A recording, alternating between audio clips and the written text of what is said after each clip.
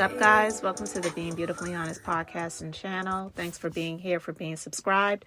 If you're not, hit that button. And if you're listening on YouTube, hit that like button. It's like walking in the room and hitting that light switch. Let's brighten up the place and get into this conversation. We know Katt Williams, he was just sharing his thoughts on whoever he felt like sharing his thoughts on the sit down. I wouldn't even really call it an interview. I would say it was more of maybe a conversation, but definitely a very lengthy vent session with Katt Williams on people that he has experiences with. And a lot of people are applauding him for it because a lot of the people that he was discussing, people felt like, yeah, no lies detected there. And one of those people that he was discussing was Steve Harvey. Now, I've talked about him a little bit here on the Being Beautifully Honest podcast and channel. Definitely, I have not gone in like Essie Berry has. So if you are not subscribed to Essie Berry's YouTube channel, she's been talking about and revealing Steve Harvey for years. I have said before that 2023 was a year of revelation and 2024 is going to be a continuation of that, because I believe that there's just so much dirt that's done in the dark. Whatever's done in the dark, it eventually has to come to the light at some point in time. And Steve Harvey, in my personal opinion, is one of those people that has stepped on so many people to get to where he is. He really doesn't deserve to be there. And honestly, he deserves everything that is coming to him that is negative, because it just really is the seeds that he has sown. It's the harvest that he has to reap. I don't know what's going to come of this right now. Honestly, Katt Williams saying what he said, nothing may come of it, honestly. But it doesn't mean that more light is not going to be shed on him and how he's treated people. He has a history of treating people terribly, starting out with his own family. He had 2 wives before the current one that he has. And allegedly, he's been cheating on Marjorie, too. I talked about that not very long ago, where it seemed like he was just trying to convince Marjorie and everybody else in this audience, where he was accepting an award, how amazing Marjorie is, and even giving her the award. And she just looked like she was over it. Nobody's sitting here feeling sorry for Marjorie, because most of us believe that she got with Steve when he was married to Mary, his second wife. And Mary allegedly had a number of things that she lost, as well as how she helped him to get up. And there's been a number of alleged lies that he has said about himself to make himself look more favorable to people. And now he's supposed to be this amazing motivational person. I haven't listened to Steve Harvey's morning show in forever. I remember many, many years ago, back when I was a legal assistant and I used to drive to work. And that's, back in the day when you would have the radio on while you're driving to work, unless you had a CD in or, whatever you were listening to, where I would switch between him, the Tom Joyner morning show, and, whatever. But I don't know what year it started with him doing the motivational thing, but it just kind of maybe started one day and then it just continued. And then I guess like every morning he was doing his motivational thing, and whatever. He was never my cup of tea when it came to that, but I never knocked some things, because somebody could be a horrible person, but they may say some things that it's like, yeah, I can resonate with that. But with that being said, he's just done a number of things that people are calling out. And when he had his talk show, he was treating people badly on there.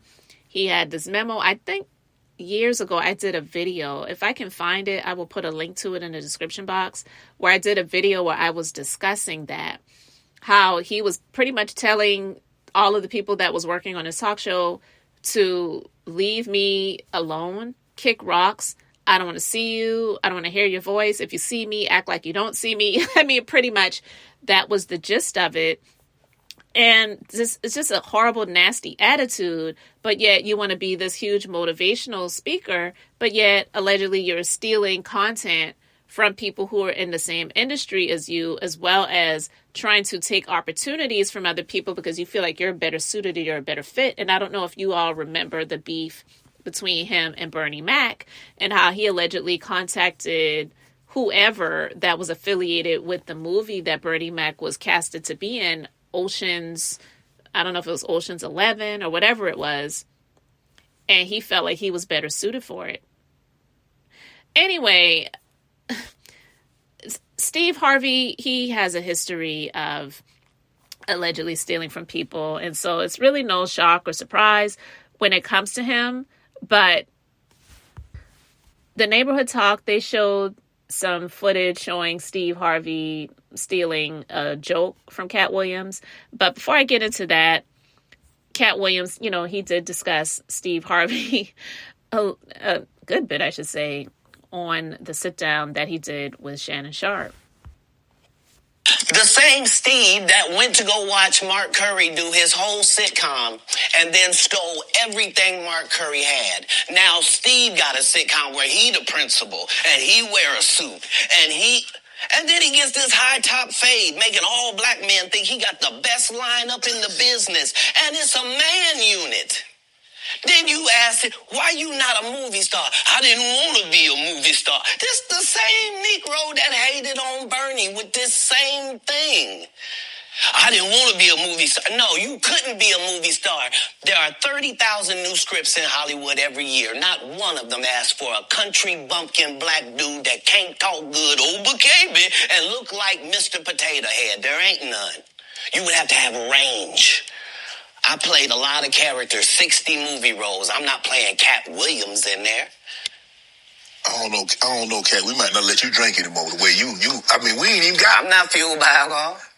I've had a sip, less than you. This like Steve Harvey telling people he used to be homeless. That's my story. That's not his story. Steve Harvey wasn't never homeless. When Mark Curry was touring with him 25 years ago, he was making $3,000 a show in cash. Did you hear that? Now, Essie Berry, she said that on her YouTube channel. She said that Mary told her that Steve Harvey is a liar and that he never was homeless. He has used this story to play on the heartstrings of people. He lied through those big horse teeth. It's just not surprising to me, honestly. I never resonated with that story that he shared about being homeless. Not that I listened to it in great detail, but I have a friend who really likes Steve Harvey as a motivational person. And whenever she mentions something that he said, I'm like, yeah. And doing 5 shows a week. They just tell the stories. Thanks to my wife, I'm where I am. You said that about the first wife. You forget that? You told us it was her. Then you went and married somebody else that think like a man. See? Listen. And it's true. How could he wanted to erase what the previous wives helped him out. Like, he is a climber. He is a climber and he is a user. And so to give Marjorie all of this credit, which he has been doing a lot in the past months, it's just bullcrap. Like, what are you talking about? They think they can rewrite history. Guy Torrey did a beautiful special about the Comedy Store and Fat Tuesday, where he said that Steve and Cedric and Kevin Hart and Tiffany Haddish came through there and made... All lies. Steve and Cedric never performed at the Comedy Store at all. Tiffany was only seen at the Laugh Factory. In 15 years in Hollywood, no one in Hollywood has a memory of going to a sold-out Kevin Hart show. They pay you to not talk about things they don't want you to talk about. They tell you that themselves. I can't do that because Steve told you that he stopped doing stand-up because he has 7 TV shows. The only problem is when he stopped stand-up, he didn't have those 7 TV shows. He stopped stand-up because he got in a comedy battle called the Championship of Stand-Up Comedy with one Katt Williams in Detroit in front of 10,000 people and lost because Katt Williams said he was actually bald and that was a wig. And I went in, and that's why he couldn't do stand-up anymore. Imagine him coming to tell you another story where he got so big and it was Bernie and them's fault because they wanted to be movie stars. What? You called Ocean 11 to get that nigga's part. What do you mean you didn't want to be a movie star? So on the behalf of Bernie, I would have to say what I have to say. Have you ever been on tour with any of these guys? Every guy I mentioned to you is not funny out there in real life. So no. Faison's never done his own tour in 30 years. Steve Harvey don't do stand-up no more. Cedric doesn't write. I'm sorry, he doesn't write. Ricky Smiley has been playing the same old black woman forever. Like, you can't get a young fan base with that. Like, you got to be doing karaoke around the country to make that work. Right. And he is. But I'm a stand-up comedian. This is my 19th 100-city tour.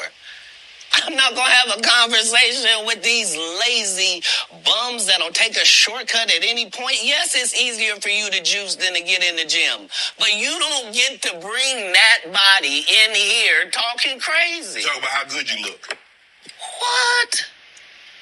No, there's too many comics out there that are putting their life on the line to tell these jokes, man. Okay. They're all a group. Cedric, Steve, Ricky, they've been a group. Everybody knows that. They've been aligned. And there are these alliances in comedy. And if you stand against them, then they sometimes have a problem. But we don't let that change the content because that's all you know me for, is that I'm quite likely to tell the whole truth and nothing but the truth, so help me God. You mean to tell me if Steve Harvey, your favorite comedian, you mean you've been waiting for him to do stand-up for 15 years now? I mean, Steve got a lot of other... DL's still out there. None of those irons matter to stand-up. Who cares that they wrote a placard for you to do Family Feud on? Like, you're successful because we're surprised you can talk for a living and it's entertaining that you're going to say some funny country things. But not a writer. Right. Not a writer.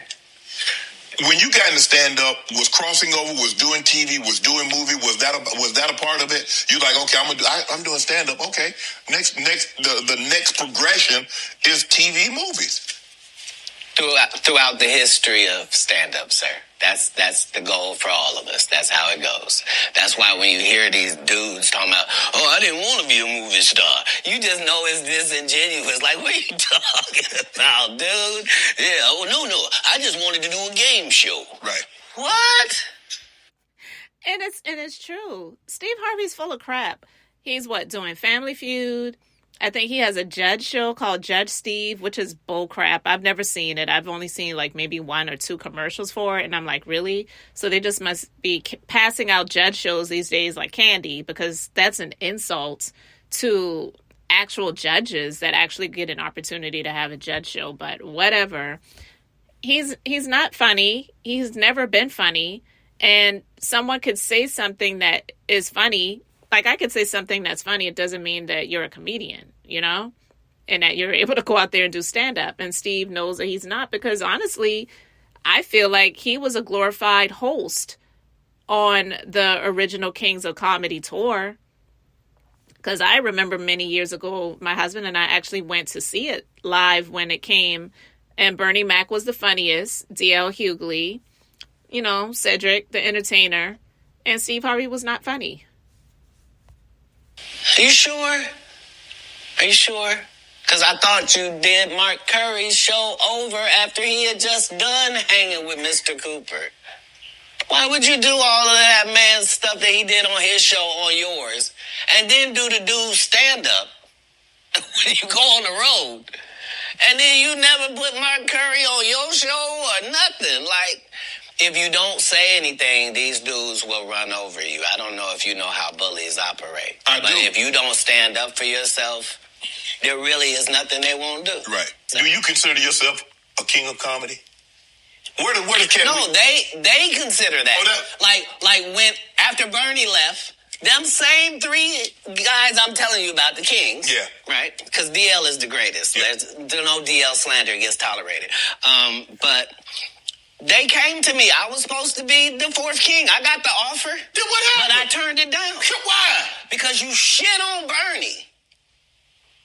And I know the truth.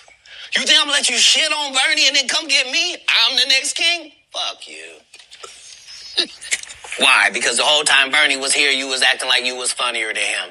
The reason you was supposed to go last is because it was your tour. Tell the truth. It was Steve's tour. Not it was going to be called the Kings of Comedy. It was Steve's tour. These are the guys opening for him.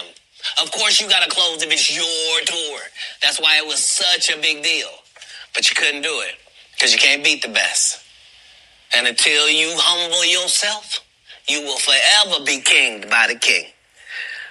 And because you finally did it, because you had no other choice, and now that he gone, you gonna act like he wanted to be a movie star. You stop it. You stop it. That man was funnier than all of y'all, and y'all thought y'all had one over on him. You thought he was black and ugly, and you were good looking, and he couldn't make it because you did. And that ain't the way comedy works. The king is the funniest. Period. Every time. Wow. And that's a revelation right there, because sometimes when you hear about colorism, you mainly hear women talking about it, but it does not mean that men don't experience it too. And so I could definitely see Steve Harvey feeling like he was more attractive than Bernie Mac. He was easier on the eyes than Bernie Mac. Bernie Mac was not an ugly man. Honestly, I don't see anything attractive about Steve Harvey. Honestly, to me, especially with the bald head now, since he has finally let go of the, like Katt Williams called it, the man unit. And I told my husband years ago, I told my husband that Steve Harvey's hair was fake, and he didn't believe me. He did not believe me. But I say that to say that, you know, without the hair on his head, he really does look like Mr. Potato Head. He really does. But that was a revelation right there. Katt Williams saying he thought that the aesthetics was more important than the content. So he felt like, yeah, I'm better than Bernie Mac because of things that are superficial, when the quality is in the content. And Bernie Mac was funny. Okay? And that's why no audience member was ever swayed. It didn't matter where Bernie went. You think if Bernie went first, he wasn't the king? Get out of here. Get out of here. Get your ego out of this. You let the best be the best. Right? Katt Williams, ladies and gentlemen. Thanks for coming on, bro. I really appreciate that. So yeah, it's very apparent, and some people have been responding. Ricky Harvey, he came out and did Ricky Smiley, I should say. Ricky Smiley came out, he did a dissertation response on his radio show. I think his agent even called in, and they're discussing it to try to debunk what Katt Williams was saying, but also trying to be politically correct and saying, you know, I love him. That's my guy and all this other stuff. But yeah, we'll see if Steve Harvey comes out and makes a response. I really don't see how he could, because he was ethered. Katt Williams ethered him. Like there's nothing left. So what could he really say to that? What could he really say? But it does take a lot of guts to come out and steal content from someone that's as big as Katt Williams is, and you're supposed to be pretty big time too. And like Katt Williams did say in the sit down with Shannon Sharp, a lot of times what they'll do is they will go and steal content from comedians that are not as big, that, more people don't really know, because they feel like it's an easier thing, to get away with. Gas is entirely too high. That's all I'm saying. You are not supposed to be at the gas station making life decisions. You just at the pump. Just, Negro, did I eat today? I can't get no half a tank. I got 6 cigarettes. I can't even do it. That used to be, if you had $10, $15, you could go to the gas station with confidence, because you knew you was either going to be full or damn near full. If you had a 20, you ain't even talk to the person at the counter. You just 20 on 11, bitch. Used to be, if you put $15 in your tank, you had time to bond with your vehicle. You had time to put the nozzle in and set the clicker and look through your car and clean off the dashboard and look through your CDs and run in the store and get some Pringles and a Snapper, and it'll still be pumping. Now if you put $15 in, you can't even turn around good for that son of a bitch click. As soon as you put it in, just click, click. Gas $4 a gallon. Can't even pump gas like you used to no more. $4 a gallon? You remember when you used to go to pump and put the nozzle in there and hit it? Be sitting there talking, be on your phone. Hey, what's happening? Be walking around, cleaning the windshield. Speaking to gay, girl, what's happening? What you doing? You. Hey, doggy, you go in there, bring me a wine cooler. Bring me a cooler, dog.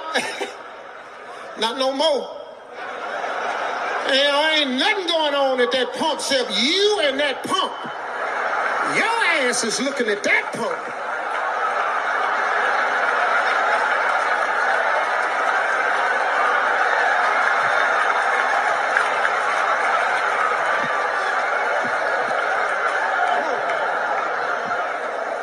Give me some.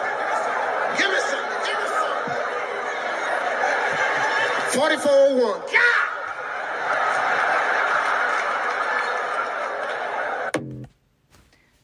All right, so some people are like, well, it's not the same joke because he didn't repeat it verbatim.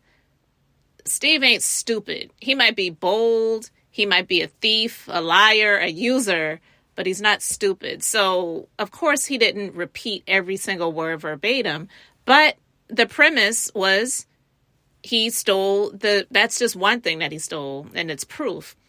Footage of him stealing Katt Williams's gas prices joke. Okay? So, with that being said, Mark Curry, he talked about Steve stealing jokes years ago. 8 kids, please. Mama sent us down to the liquor store and put boxes on us. We didn't know what we were. I don't know what we are. I don't know. She didn't tell us. I think we UPS, I guess. I don't know. You've heard me say that every Halloween I had the same outfit on. Every year. I just had a brown box. I wasn't nothing sad. I just asked my father, could I have a new outfit? And he said, no, just wear the same one. And it was just a brown box. And he just told me to tell everybody I was a UPS man. Okay, so tell me about never said thank you. So what's up with you and Steve, man? Ain't nothing with me. Well, Steve stole my material on his show, so I had a beef on that. On what show? When he was on his the bullshit talk show he had, and he did all my Halloween material one Halloween. I'm watching that. Somebody called me and said, man, homeboy doing your material. So he did my whole Halloween run. And I know he didn't think of it. This is true stuff that really happened to me. Uh-huh. And so my thing is, you don't have to do that, homeboy. Right. So, motherfucker, you made enough money, bitch ass. Wow. So, I mean, you get that? It wasn't just a joke to Mark Curry. It was actually something that he experienced, that he was sharing, that today, looking back on it, he's laughing, and it's like, laugh with me, laugh at my pain, laugh at my struggle, laugh at my experience. And Steve Harvey, not only did he steal, he's sitting there lying, saying how his dad told him he had to wear the same Halloween costume every year, and it was just a brown box. And he was like, well, what am I supposed to say? And he was like, tell him that you just a UPS man. And oh my God, it's just so disgusting, because Mark Curry, for him, it wasn't just he stole my material. He's like, that's stuff that I really experienced. That was actually my life. But maybe it's because Steve Harvey was at one point in time really admiring, I would say admiring, but I'm using that in quotation because it's not admiring, but envious of Mark Curry. Because if you remember, Mark Curry, he used to host It's Showtime at the Apollo for years. And he was funny when he was doing it too. Isn't it ironic that Steve Harvey wound up hosting It's Showtime at the Apollo? I mean, think about that. Mark Curry had the show Hanging with Mr. Cooper, where he played a substitute teacher. And that show actually, it ran for several seasons. Isn't it ironic that Steve Harvey winds up getting a television show, The Steve Harvey Show, where he plays a music teacher? And looking back on this stuff now, it really is all making sense. And Steve Harvey, he's just a dirty man. I have absolutely zero respect for him. He has nothing that I would want to aspire to. And him wanting to be this motivational, God-fearing, wife-loving man now, I really don't even have a whole lot of words. But I just wanted to talk about this because, again, looking back on it now, it really is not surprising and shocking. And I don't blame Katt Williams and people like him who are now feeling like I feel free to speak my mind. I mean, Katt Williams has been talking for years, so it's not like he's just now coming out. He just had time to do an almost 3-hour sit down to really just go down the list of everyone that he wanted to speak about. And everybody, for the most part, is here for it. So, guys, let me know your thoughts in the comment section. Thank you for being here, for liking and subscribing. I'm Beth, just being beautifully honest. On to the next time. I just wanted to keep it brief, beautiful, and now I'm going to say bye. Situation. Wonder if we maybe